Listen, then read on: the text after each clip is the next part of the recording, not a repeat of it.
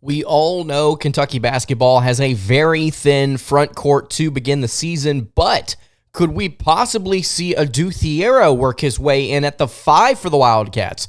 One Kentucky staffer says yes.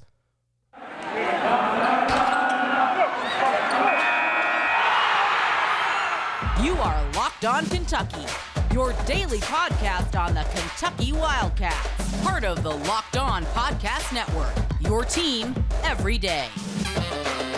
All right, what is going on, Big Blue Nation? Welcome on in to Locked On Kentucky, your daily Kentucky Wildcats podcast. I'm your host, Lance Dawe, writer for Sports Illustrated for various SEC-related things. But on this podcast, we take a dive into all things Kentucky athletics. Today's episode is brought to you by Game Time. You can download the Game Time app, create an account, and use code LOCKEDONCollege for $20 off your first purchase. On today's episode of Locked On Kentucky, we are going to be discussing Kentucky basketball's front court and how Adou Thiero could make his way into the mix at the center position. You heard me correctly. This could be possible according to one Kentucky staffer. Going to dive into that today. Also, on today's episode, we are going to discuss Kentucky basketball and what they can improve on before the beginning of the season, aka what can they do in this exhibition game against Kentucky State to get better? Thank you so much for making Locked On Kentucky your first listen every single day.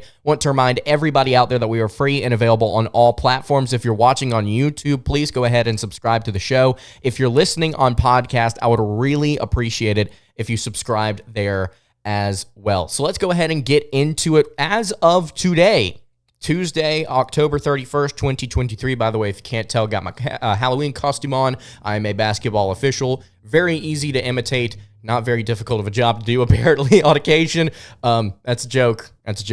But I thought this would be kind of funny, and I may bust this out again at some point in the future of the show. Could Adou Thiero have to play center for Kentucky basketball? According to Kentucky staffer Orlando Antigua, this is very possible. He met with the media on Tuesday to preview Kentucky basketball's game, their exhibition game, that is, against Kentucky State. And this is what he had to say about Adou Thiero and the front court rotation. He said, quote, "Adou is still growing, man. It's scary to think that he's still growing. He's shaping his body into, he's been blessed with some genetic genes that none of us had anything to do with. He just has to work it, and he's been doing it. We're going to be asking a lot of him as someone now that has to step up and play multiple positions, a guy that can play, honestly, 1 through 5 if you need him to." KSR wrote this article breaking down Adou Thiero potentially playing at the center. They went on to note that, however, there is the emergency scenario in Kentucky's front court where if they cannot play Tre Mitchell, they have to go to Jordan Burks, and if they can't go to Jordan Burks, well, Orlando Antigua says Kentucky would then turn to Adou Thiero to anchor its defense and the 5-out offense. Orlando said, quote, "Even if Adou had to play some 5, now, okay, it becomes a different kind of game for people to have to deal with it." So this is a very real possibility that we're dealing with here, where Kentucky could find themselves in a small ball lineup where you see Adou Thiero working at the 5, you see maybe Justin Edwards at the 4, something like Rob Dillingham, DJ Wagner, Antonio Reeves, your 1 through 3. I mean, This is an interesting type of situation that Kentucky could find themselves in here. I mean, this lineup, I think, would have a lot of fun scoring the basketball. Don't get me wrong, but Adou Thiero at your center, at your 5, but maybe this upcoming season. I had an episode yesterday talking about how I am sitting here telling you maybe this front court situation that we have going on here is not as dire as we expect it to be, because maybe Tre Mitchell is going to play a little bit better than we anticipated, and maybe his offense kind of trumps whatever he does on the defensive end or whatever Kentucky does as a whole on the defensive end. This situation here would be, I think, very circumstantial. I think it would be something that you would not have to want to turn to rather quite a bit throughout a game or to start a game if Kentucky ends up having injuries, and we really hope that they don't have any sort of injuries here at the beginning of the year. This would be tough. This would be very difficult, but at the same time, this is something that Orlando points out, Coach Antigua points out, this would be a different kind of game for people to have to deal with. And you notice there that 5-out offense that Kentucky then would therefore run. I'm all for running 4 out, 1 in, 5 out type of offense. I'm all for having something fun and creative and maybe that pace and space, or space and pace. I don't know which one comes first, but you get my point. Having something that's a little bit more high octane, a little bit more fun like that is always something I am more than willing to accept, especially when Kentucky has the roster to run some very different spacing with some much taller players. I think that having things like this in your arsenal is always a fun and creative thing. The fact that he even mentioned it shows that they're preparing for a scenario where this could possibly happen. Like KSR said, it's the emergency to the emergency here, where Tre Mitchell, who will be your starting center day one against New Mexico State, is not available, and neither is consistently Jordan Burks, who has then had to take over that spot at 6'8". He's listed at 6'9" other places. I don't believe it. I just don't believe it. And then Adou Thiero having to slide in there. What are some of the positives, though, that we've learned about Adou Thiero here throughout this offseason? Well, I think the first one, obviously, is the physical changes. You have to point out the fact that not only has he gotten significantly stronger and more physical as a player, but he's also gained a little bit of height as well, a couple of inches in height as well. He's just a different player. He's just a completely different mold than we had just a season ago. And you and I were sitting here talking about him projecting out to be a Shai Gilgeous-Alexander maybe type of player, where he develops a little bit more of an outside shot. He's more creative with the ball in his hands. He was lighter at that time, significantly lighter, looked to glide a little bit smoother. Now he glides a little bit heavier. He's not lost any of that speed whatsoever. He's also got insane bounce as well, like Coach O pointed out. He's been blessed with some genetic genes that none of us have. So I would like to have fun with this. I'd like to tinker around with this just a little bit. Would this be something, again, would this be something that I would want to see Kentucky go to for a game, for half a game? Probably not, especially in a more serious environment like a week or a game 3 against Kansas here. This is not something I would want to see Kentucky work on a ton, but this sounds like something fun that intrigues me. So if you've got any thoughts on Kentucky basketball having to play Adou Thiero at center this upcoming season, you can leave that in the YouTube comments below. Very interesting the way that this could play out for the Kentucky Wildcats. All right, I've got a few things I want to talk about here with UK before they play their scrimmage game, their second exhibition game, rather, I should say, against Kentucky State. What are some things that they can improve on before the beginning of the season? I think they're pretty clear. Before we do that, I'm going to pause for water because my throat is very dry tonight. And then I want to tell you guys about our friends over at Game Time. Let's say this weekend you are trying to get some tickets to the Cincinnati Bengals or whatever NFL team you're going to, you're pulling for, you want to go see. Maybe, hey, there's an NBA team that you want to go see because the NBA season has just begun. You should not have to worry when you're trying to buy tickets to that big event.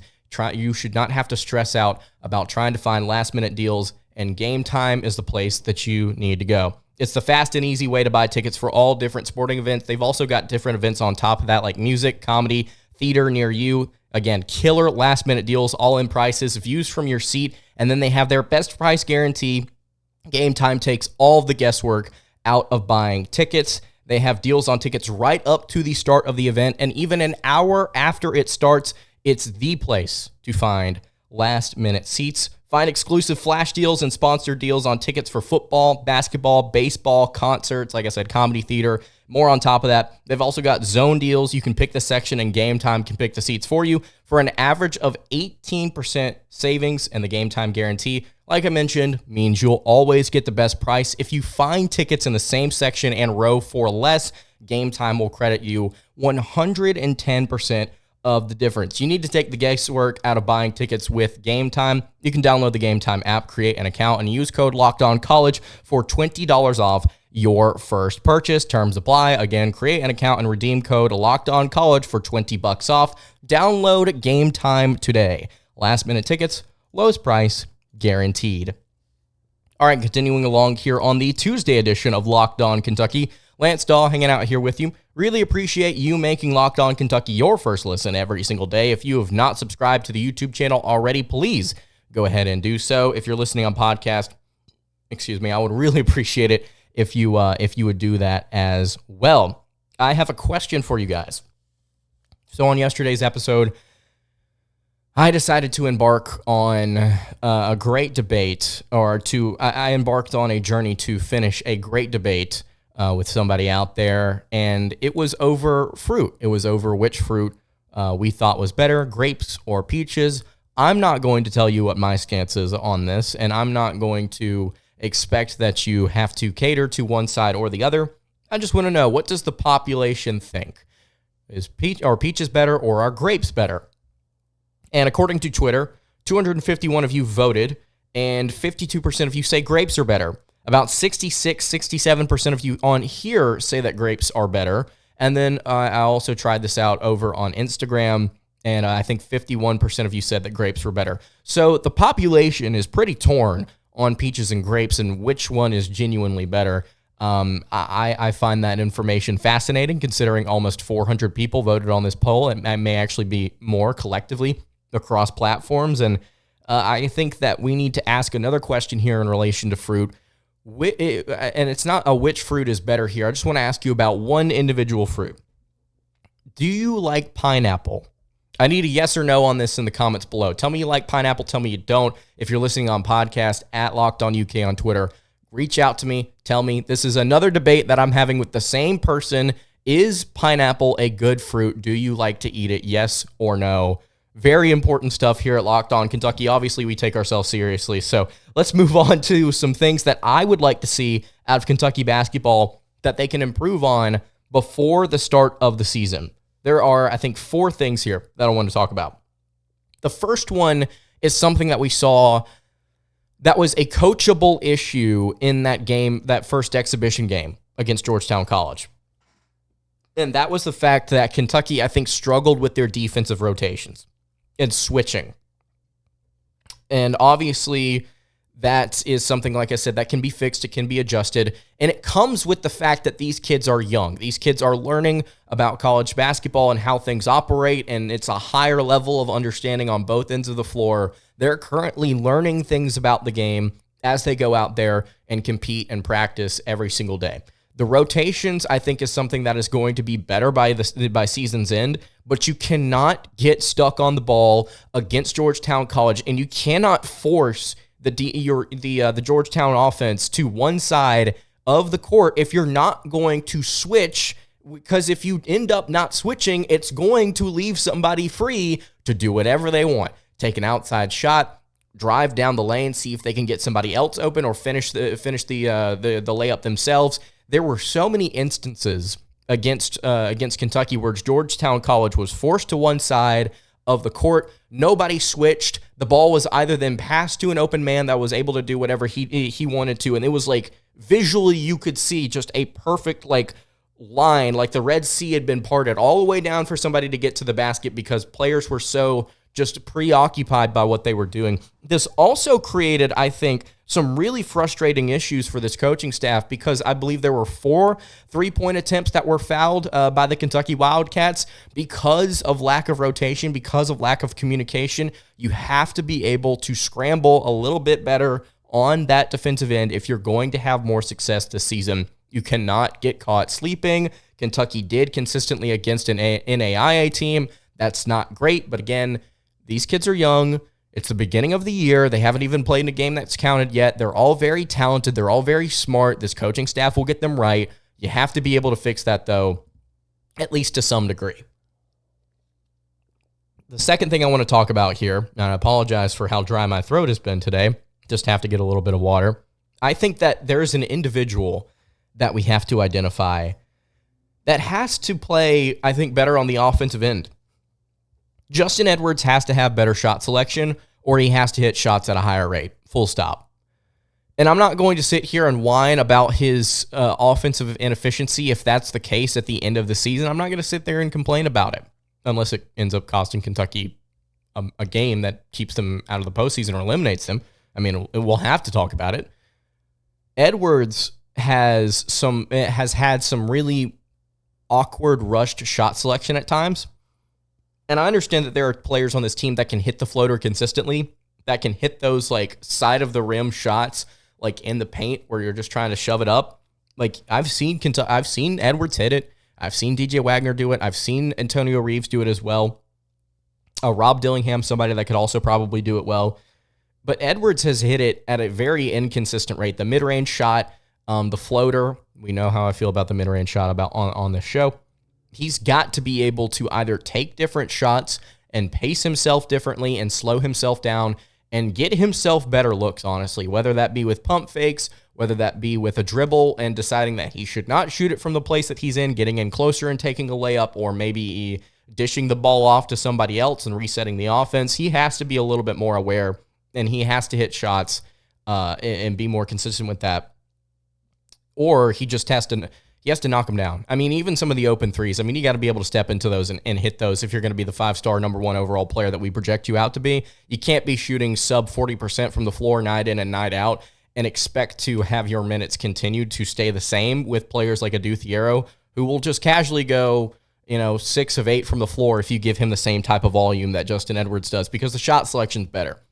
I'm not sitting here saying that Justin Edwards is going to be a bad player for Kentucky this year. I think he's going to be one of the biggest and most important pieces on this roster. I think he's uber talented. I think he can find that offensive rhythm, and I think he will. I think he will end up finding that rhythm at some point this season. It's just through the Global Jam, through this exhibition game, he's shown an inability to get that going early. And so I think the question you have to ask yourself is, okay, if he's not doing the things right early and he's adjusting later in the game, when are we going to see a game where he does the things right early and he continues to do those throughout the game? Because then you're going to end up getting some really strong statistics and numbers from him that will be reflective of the number 1 overall high school player and a potential number 1 overall pick in the NBA draft. So Edwards, better shot selection, or he has to knock down the shots that he's taking at a higher rate. He can do one or the other. I know he can.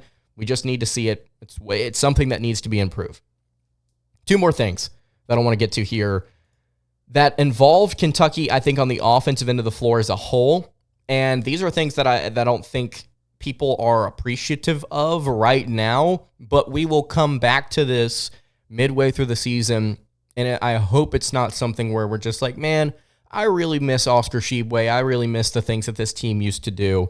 Before I dive into these final things that can be improved, I want to tell you guys about our friends over at FanDuel. You can score early this NFL season with FanDuel, America's #1 sportsbook. Right now, new customers get $150 in bonus bets with any winning $5 moneyline bet. That's $150 if your team wins.